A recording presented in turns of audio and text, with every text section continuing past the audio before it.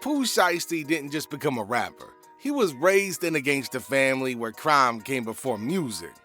Now this is how he made it out of that world and turned his life into one of the most talked about runs in rap. Lontrell Williams Jr. was born on November 8, 1999 in the Canebrake section of South Memphis.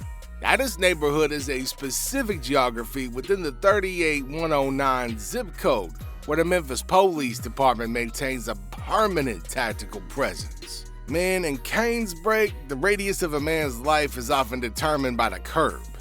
So Lontrell grew up in a household where federal law enforcement was a tangible factor. His father was Lontrell Williams Sr. Now he operated as a rapper under the name Mob Boss and founded the local label, Chopper Gang. Now the other Williams spent a significant portion of Lontrell's childhood in federal prison on drug trafficking charges. Now this left Lontrell to be raised primarily by his moms. Now he navigated a reality where the criminal justice system was an active participant in his family tree. Yeah, the absence of his pops was a systemic norm rather than an individual choice back then. The name Pooh Shiesty wasn't the product of a corporate focus group. Pooh was a childhood nickname. Shiesty was a descriptor of the cold and opportunistic nature of the streets. Now his bro, Tita P, gave him that name before his own death. In South Memphis, music functions as social currency. It's used to verify identity and document reality. And for Lontrell, rapping was the localized tradition. See, it was a way to record a life where the distance between the front porch and the precinct was razor thin. He didn't look for the industry. He simply spoke into microphones and neighborhood studios until the world started listening to him. Now by 2018, Lontrell began recording with his childhood friend, Rodney Wright Jr. Yeah, the rest of the world knows him as Big 30. Now their partnership was rooted in proximity rather than strategy. They moved through independent recording hubs that existed outside the reach of the national music business. Now their first major collab was a track called Breaking News. It was a technical display of the Bluff City sound. Yeah, this piece had high-frequency hi-hats and minor key piano loops. Lontrell's delivery was also devoid of melodic polish. Now this hit was an aggressive and factual report on its surroundings. The track gained massive regional traction because it resonated with listeners who lived in the same type of joints described in the lyrics. Now the momentum shifted from the streets to the charts in 2019. He independent released Hell Night, and that proved that his localized reporting had a little bit of a national reach to it. Without a booking agent or a formal distribution deal, his YouTube views began to rival those of established artists. Now this digital traction caught the attention of Gucci Mane, of all people. The Atlanta legend was looking to anchor his 1017 Records imprint with a new generation of Memphis talent. Now the signing in 2020 represented a bridge between the South of Memphis streets and the global infrastructure of Atlantic Records. It was a formal validation of the persona that Lontrell had been building up. But a contract didn't provide an exit from the lifestyle that had created his sound. The commercial peaked in November 2020 with the single Back in Blood. Featuring Lil Durk, the track was a minimalist masterclass. It peaked at number 13 on the Billboard Hot 100, and it eventually reached 8X Platinum status. Now this success cemented Lontrell as a national figure. His debut commercial mixtape, Shiesty Season, followed in November of 2021. Now that project debuted at number 3 on the Billboard 200 and moved 52,200 units in its first week. The data revealed a significant shift in listener habits. Approximately 97% of those units came from streaming. Now this indicated a massive and digitally native fan base that bypassed all traditional retail outlets. While his voice was everywhere, his physical reality remained tied to high-risk environments. On October 9, 2020, an incident occurred in Bay Harbor Islands, Florida, that changed the trajectory of his career.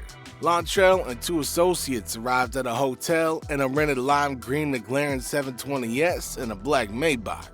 Yeah, they was there for a transaction involving some high-end sneakers and a bunch of weed. Unfortunately, the situation devolved into a shooting that left 2 people injured. One victim was shot in the butt while another attempted to run. Now, the shooters left the scene in the luxury vehicles. Investigators found a Louis Vuitton bag on the pavement containing $40,912 in cash. The forensic link was a modern intersection of social media and criminal investigation. Federal agents, they matched the serial number of a $100 bill found in the bag to a bill that Lontrell had displayed in an Instagram photo days earlier. Yo, that technical oversight? Yeah, that transformed a state-level robbery into a federal Hobbs Act case. The prosecution argued that the robbery affected interstate commerce. Now, this moved the stakes into the federal system, where sentencing guidelines was rigid AF. In January 2022, Lontrell entered a plea agreement to avoid a potential life sentence. He pleaded guilty on 1 count of conspiracy to possess a firearm in furtherance of violent and drug trafficking crimes. On April 20th, 2022, U.S. District Judge Kevin Michael Moore sentenced him to 63 months in federal prison. Now, the court dropped the more severe counts in exchange for his admission of guilt. Lontrell was processed as federal inmate 16301-509 and sent to FCI Canaan. Now, this dude's incarceration didn't stop his commercial momentum. His label released Shiesty Season Certified while he was behind bars. Now, the project maintained its position on the Billboard charts. His audience didn't view the sentence as a fall from grace. They saw it as a confirmation of the authenticity that he was claiming up in his lyrics. By 2024, Lontrell became a candidate for early release under the First Step Act. He earned credits through vocational programming and time served. On October 6, 2025, reports confirmed his transfer from federal custody to a residential reentry center in the Memphis region. His return was a massive social media event, but he remained under strict federal supervision. The release conditions are stringent. He's got to submit to drug testing. He can't associate with known felons. He needs federal approval to travel for professional activity. The study of Pooh is a study of gravity. The industry gave him a platform, but the environment dictated his movement. The $40,000 left on a Florida sidewalk serves as a symbol of the friction between wealth and background. He became a global star while operating on local logic, and as of 2026, he's navigating the second act. The industry has scaled his reach, but the legal system has narrowed it, and his legacy remains bound to the Canebrake soil. It's a foundation that provided the raw material for his success and the architect for his confinement. Now, the question now is not whether Pooh can make music again. That answer's already written. The real question is whether distance can weaken the pull of Canebrake. Every artist eventually reaches a moment where survival demands change. For Lontrell, that change doesn't mean erasing his past. It means choosing what parts of it to continue forward. The streets taught him how to speak. Prison taught him how quickly silence can arrive. Now, his second act is not going to be measured by chart positions or streaming numbers. It's going to be measured by restraint. Fame gave him visibility. Discipline is going to decide how long he keeps it.